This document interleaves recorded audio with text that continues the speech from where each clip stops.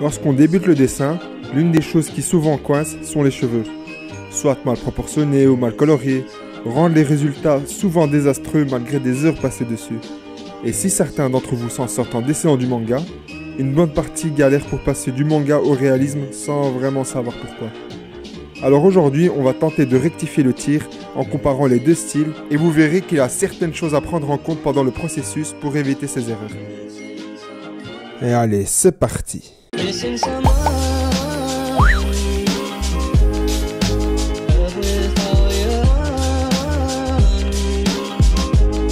Nous commençons tout de suite avec le style manga. Alors j'utilise le logiciel Clip Studio Paint, logiciel d'illustration et d'animation. Et comme pinceau, j'utilise l'aérographe fort qui est en fait plus ou moins l'équivalent du pinceau traditionnel qu'on retrouve déjà dans d'autres logiciels comme Photoshop. Donc pour commencer, j'ouvre un nouveau calque pour que je puisse dessiner les cheveux. La forme du croquis doit être la plus symétrique possible, d'autant plus que le portrait est fait de face, sinon tu t'en doutes bien, on aura l'impression que le crâne est déformé. Mais vu que ce n'est pas du réalisme, je peux exagérer les proportions. Mais en général, les mangas, la taille du crâne en plus des yeux, sont légèrement plus gros que la moyenne. Mais tout dépend de ton style à toi, de tes envies. Et enfin, la ligne que je dessine autour ne prend pas en compte que le crâne, mais évidemment l'épaisseur des cheveux aussi. Alors juste après avoir dézoomé, je me rends compte que l'ensemble du croquis n'est pas assez allongé. Alors je décide de sélectionner avec l'outil lasso, touche L du clavier, puis CTRL T pour choisir l'option de transformation libre, une option qui me permettra d'allonger, de déplacer, de déformer le croquis. Et en même temps, je redessine les traits pour qu'ils soient un peu plus fluides et moins brouillons. Une fois satisfait du croquis, je crée un nouveau calque et je glisse juste en dessous du croquis. Et puis je décide de colorier la zone. Alors pour que ça va plus vite, j'appuie sur la touche G du clavier, qui est le raccourci de l'outil remplir, et je remplis en un seul clic à l'intérieur du croquis. Tu verras que souvent les gens préfèrent avoir dans chaque calque un dessin particulier. Par exemple un calque avec les lignes de traits finies, juste en dessous le calque avec les couleurs, un calque pour l'ombre, un calque pour la lumière, etc. Moi je fusionne souvent tous mes calques au lieu d'en laisser plusieurs car j'aime mieux dessiner de cette manière, mais tu peux très bien les garder. C'est d'ailleurs recommandé car tu seras plus méthodique et tu pourras surtout revenir en arrière si jamais tu sens que tu t'es trompé. Tu dois choisir la méthode où tu te sens le plus à l'aise et où tu as l'impression que ça va aller assez vite pour toi.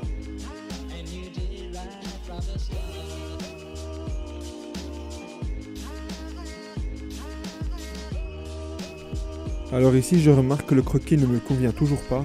Pour changer ça, je réutilise le lasso, je fais un copier-coller de la zone que je vais modifier et avec l'outil de transformation de maille, je déforme la zone pour obtenir le résultat voulu. Après, je gomme les endroits inutiles avant de fusionner avec le calque du dessin principal. Alors l'outil se trouve dans édition, transformation de maille.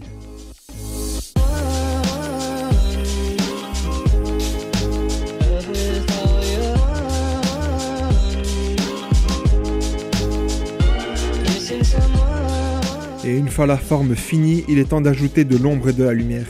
Je commence par l'ombre, je crée un nouveau calque que je passe en mode produit dans la liste déroulante des différents calques qui se trouvent juste à ta droite et je peins la zone que je veux assombrir. Franchement, selon moi, c'est le meilleur calque pour assombrir un dessin, car en peignant, tu ne vas pas cacher le dessin juste en dessous comme avec un calque normal, puisque le calque superpose les couleurs tout en les assombrissant.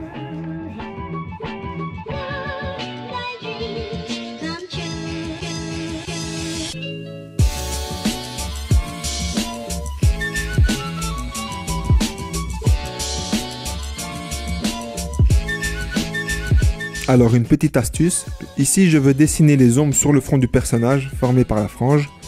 Alors je crée un calque juste au-dessus, je sélectionne une couleur plus sombre et avec l'outil remplir, je remplis la zone des cheveux. Je me débarrasse vite fait de la couleur du bas car j'en ai pas vraiment besoin.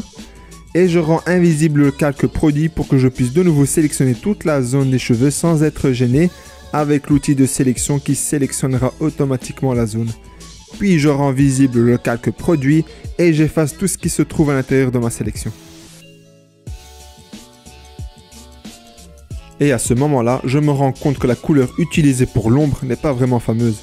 Alors pas de souci, je verrouille le calque pour ne pas dépasser de la figure et je colorie avec une autre couleur.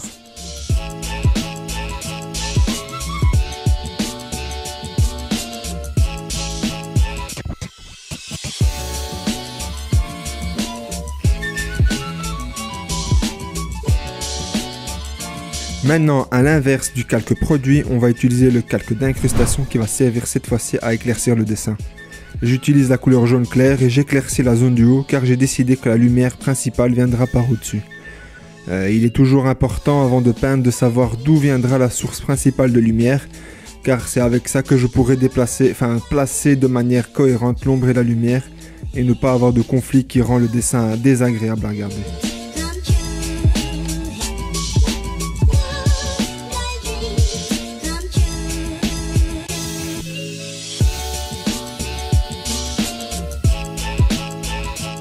Niveau détail, je vais rester relativement minimaliste. Je ne veux pas jusqu'à dessiner vraiment les petites mèches de cheveux.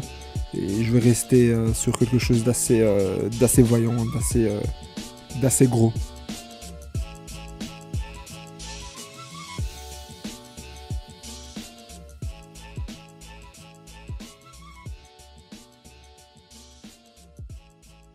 J'ajoute des petits carrés blancs qui est une manière stylisée pour dessiner la lumière. Et j'ajoute un peu de orange. J'essaye de ne pas avoir que du jaune. Car en fait, plus tu mélangeras un petit peu de couleurs et plus ce sera intéressant à regarder. Donc toujours avoir l'idée de faire varier le maximum de couleurs possible. J'efface quelques zones du bas pour rendre les cheveux moins massifs. En effaçant, je fais attention de bien remettre les lignes. Mon dessin est délimité par des traits, donc mieux vaut ne pas en oublier à certains endroits.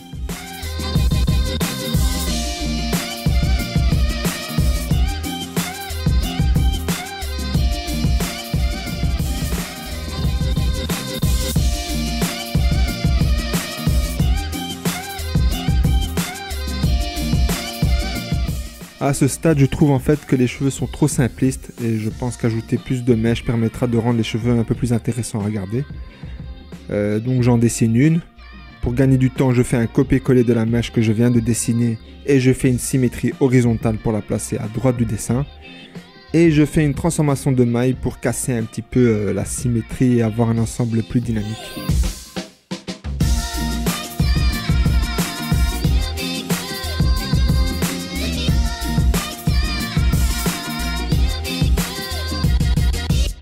Une différence par rapport au style réaliste ou semi-réaliste comme tu veux se trouve dans les contrastes.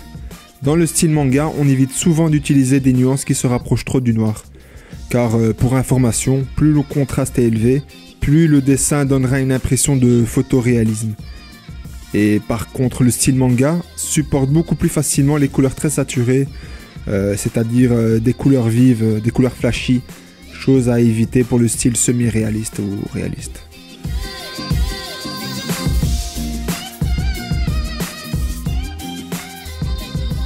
Ici, je vais te montrer comment retoucher ton image quand tu te rapproches de la fin du dessin. Si tu as l'impression par exemple que les couleurs sont trop ternes, alors tu vas dans Calque, Nouveau calque de correction et tu choisis l'option Correction de niveau. Ensuite, avec le curseur de la fenêtre qui vient de s'afficher, tu satures les couleurs à fond. Puis tu transformes le calque en mode couleur, tu baisses l'opacité pour que le dessin soit moins saturé et là tu vois que l'illustration a des couleurs beaucoup plus pétillantes. Une autre astuce, c'est avec balance des couleurs qui se trouve dans calque, calque de correction, balance des couleurs et qui permet de varier les tons bleus, jaunes et rouges grâce au curseur de la fenêtre aussi. Et là, je chipote un peu avant de trouver une combinaison que j'aime bien. Donc je n'ai pas d'idée fixe et suite au résultat, je garde ou je ne garde pas. C'est toujours intéressant de vérifier avec les calques de réglage, même si a priori on est déjà satisfait du dessin, parce que ça donne vraiment des résultats assez surprenants. Par contre, bien sûr, attention, car ça peut vite dénaturer et changer complètement ton dessin. Il faut vraiment utiliser avec modération.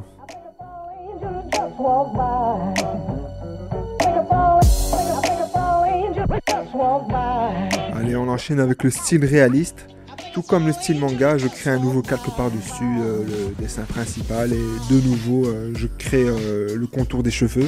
Cette fois-ci, tu vas voir, je vais passer beaucoup moins de temps à affiner les traits du croquis, étant donné que ça va disparaître lorsque je commencerai à peindre les cheveux. Donc contrairement à l'autre dessin, ici je ne veux surtout pas que la ligne du dessin, du croquis, soit toujours visible.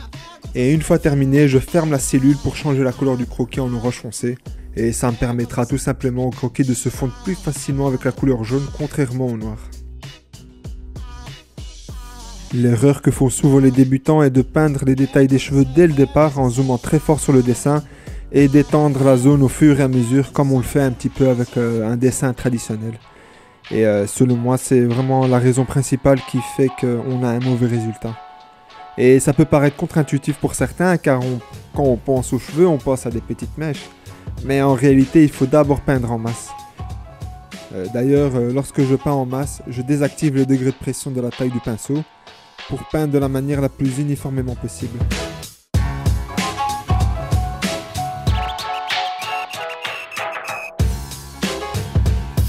Et puisque je dessine sur un autre calque et que je ne veux pas dépasser avec le dessin d'en bas, je crée ce qui s'appelle un masque d'écrêtage sur le calque inférieur et je m'assure que le petit voyant rouge s'allume et qui indique en fait si le calque est bien en écrêtage. Là tu vois, je commence petit à petit à affiner le dessin en dessinant les détails. Donc pour résumer, je peins en masse et puis au fur et à mesure je diminue la taille du pinceau pour être plus précis. En fait, il faut avoir une logique de sculpteur. Au départ, tu tapes la sculpture avec une grosse massette, puis graduellement tu commences à affiner les détails avec des petits outils. Ici c'est pareil.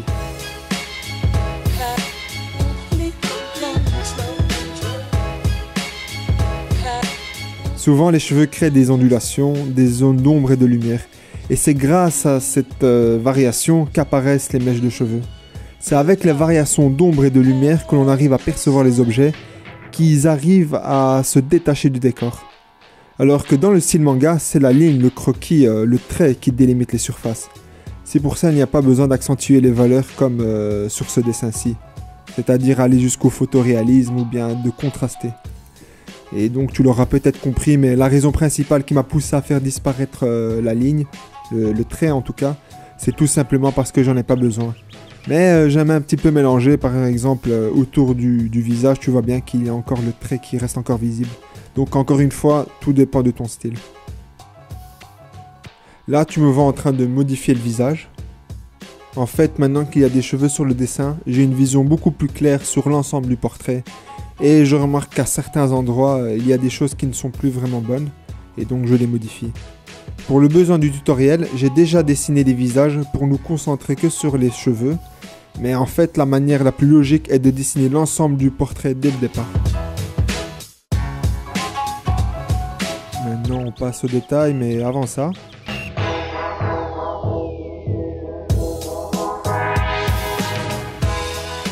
Une rapide parenthèse pour te montrer comment je dessine les détails.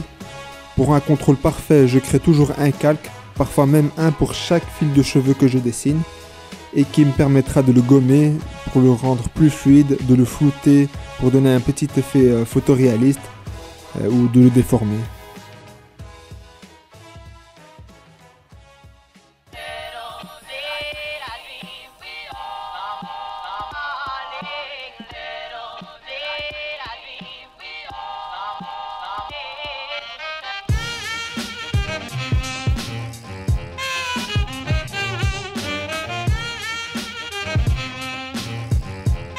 Et je n'hésite pas à ajouter des points lumineux à certains endroits pour les faire ressortir, les mettre en valeur et pour que ça soit un petit peu plus joli.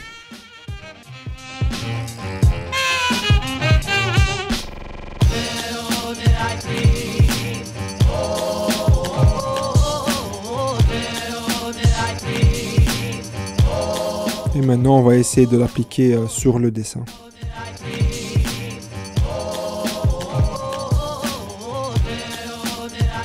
Souvent on me dit que dessiner les détails c'est vraiment la chose la plus dure et je ne pense pas vraiment que ce soit le cas. Ça prend du temps mais ce n'est pas dur en soi. Si après avoir passé du temps dessus tu te rends compte que tes détails rendent mal, c'est sûrement parce que de base tu as mal dessiné juste avant.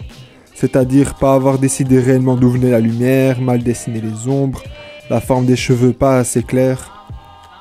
On doit pouvoir remarquer les mèches avant de dessiner les détails. Si tu veux, tu peux même t'arrêter avant et ça peut donner un dessin vraiment très stylé. Les détails peuvent rendre beau le dessin, mais ne sont pas là pour améliorer les défauts déjà présents.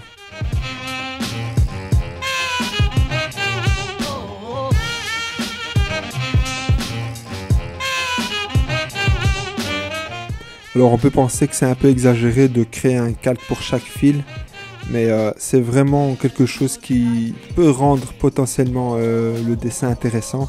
Plus on est méthodique et plus le résultat va paraître intéressant, et de toute manière on revient beaucoup moins en arrière étant donné qu'on a vraiment été précis pour chaque étape du dessin.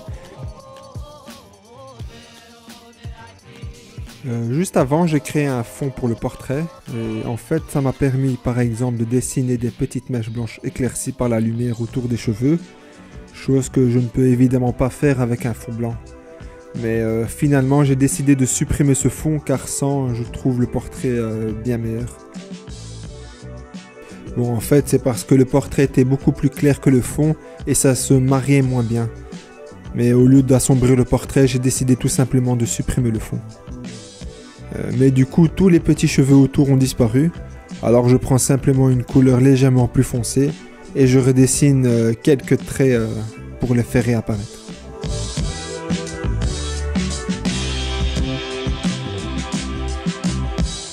Il est conseillé d'ailleurs avant même de dessiner le portrait de d'abord peindre le fond, c'est pour justement éviter ce genre d'erreur.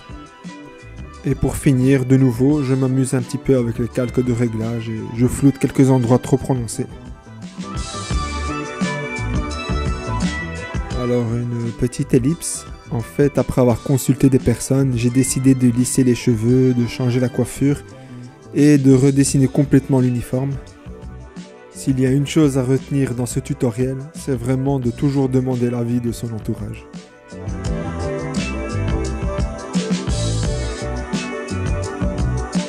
Et nous voilà à la fin avec les deux dessins l'un à côté de l'autre qui permettent de mieux se rendre compte des ressemblances et différences comme la forme, les proportions, le contraste, les détails et ainsi de suite. Enfin, je répète un petit peu ce que j'ai dit jusqu'à maintenant.